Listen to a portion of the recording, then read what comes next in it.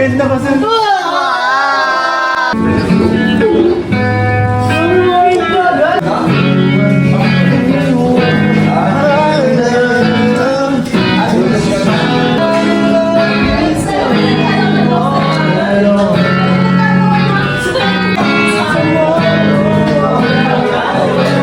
And yun, mamimiss ko si Chris na kasaran pagdating sa Mi Chris. Parang ka-eksena, ano?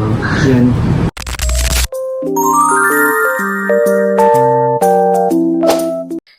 Nakakalungkot ito. Huling kanta para kay Krista. At Mikoy, may mensahe bago magtapos ang Mi Chris. Yan po ang ating tatalakayin at pag-uusapan ngayong araw. Pero bago po ang lahat, isang mapagpalang araw at gabi sa inyong lahat.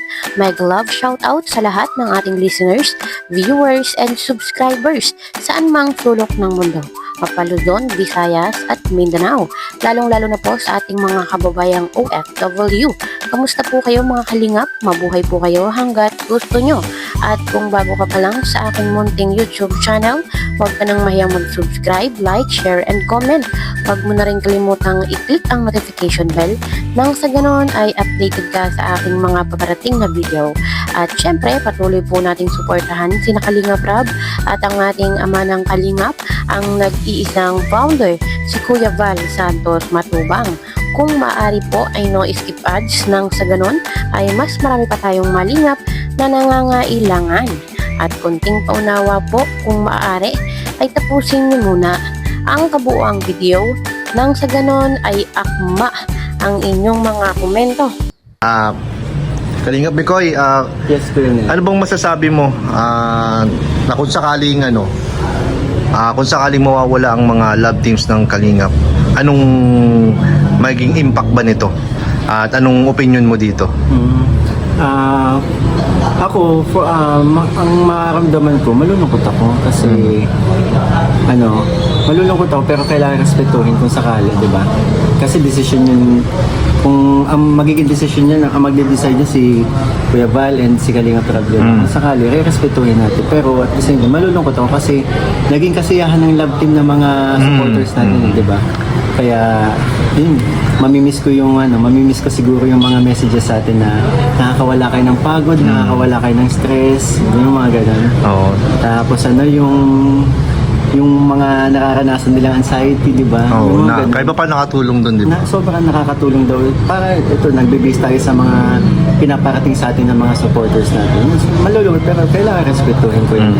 And, syempre, mamimiss ko. Mamimiss. Oh, nakasanayan na, di ba? Oo. Ano nung pinaka-mamimiss mo kung sakaling mawala? Kung for sure, nandiyan pa din naman regarding kay Krista, di ba? Oo. For sure, nandiyan pa din, magkakaroon pa din naman kami ng mga vlogs na magkasama kami. Banding, yung mga Banding, ganun. yung mga ganon, lalo sa mga events. And yung ginagawa ni Kalingap Rab ngayon, di ba? Oo. Yung pinagsasama-sama. Oo. Kaya Tsaka nakakasama na. Pero siguro Plus adventure, di ba? Yes. Pero siguro yung mga nagaganap sa amin na kapag nag-shoot kami ng Mi Chris, yung mga kulitan namin or yung ginagawa namin, yung nagbabatuhan kami ng linya, mamimiss ko yun. Yung mga punchlines, no? Oo. Oo. Mamimiss natin yun. And yun, mamimiss ko si Chris na kasaran pagdating sa Mi Chris. Parang ka-eksena, ano? Yun. Pero naniniwala pa ako. Kaya pa. Kaya pa. Pero wag naman sana, no? Wag naman sana. And sana, yung sa nangyayari sa atin ngayon, lalo na sa mga yung binabati ko sa atin ng Kalingap, sana hindi magtagal. Actually, marami nakakaintinding tao sa atin kung bakit natin ginagawa. Oo naman, no. Kung anong purpose natin, kung bakit may love team. Yes. Kami nga, tandem nga, di ba? Oo. Ang dami na mas marami nakakaintindi, mas marami nakakaunawa kung bakit natin ginagawa Yes. yun. Kaya naniniwala ako, kaya pang ilaban. Kaya pa yan. Yes. Tsaka, ito ay pagsubok lang yan. Subok lang to. Ayan. For sure malalampasan natin. Yan, no? Ayun, tulad po ng sinabi ni Kalingap Mikoy ay talaga pong nakakalungkot. Marami pong malulungkot kung sakali nga po na itigil na ang love team, itigil na po ang Mi Chris.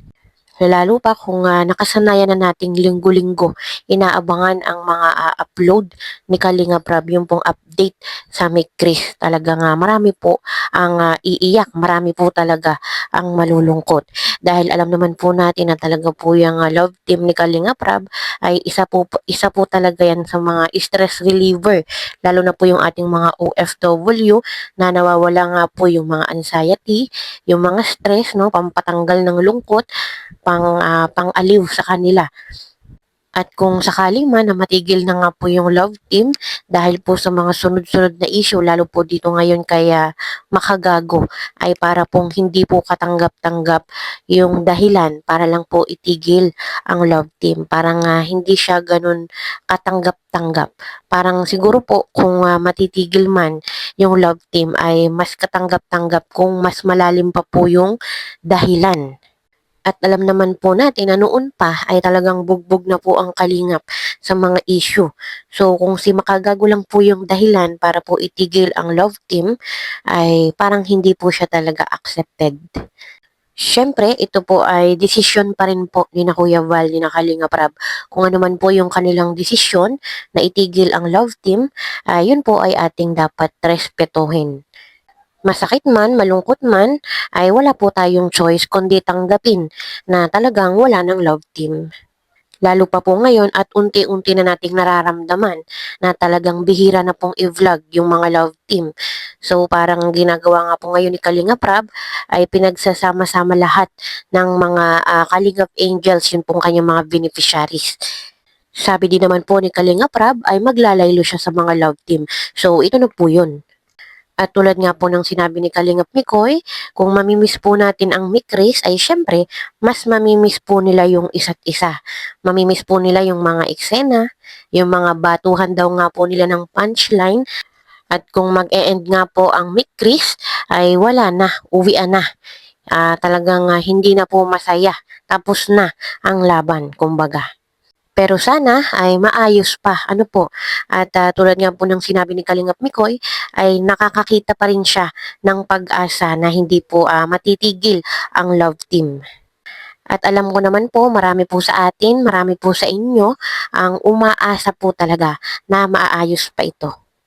At sa kabilang dako nga po mga Kalingap ay napakanta na lamang po si Kalingap Mikoy sa kabila po ng mga isyong nangyayari ng Before I Let You Go.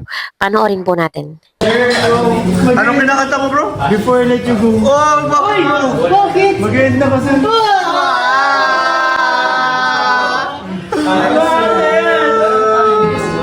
You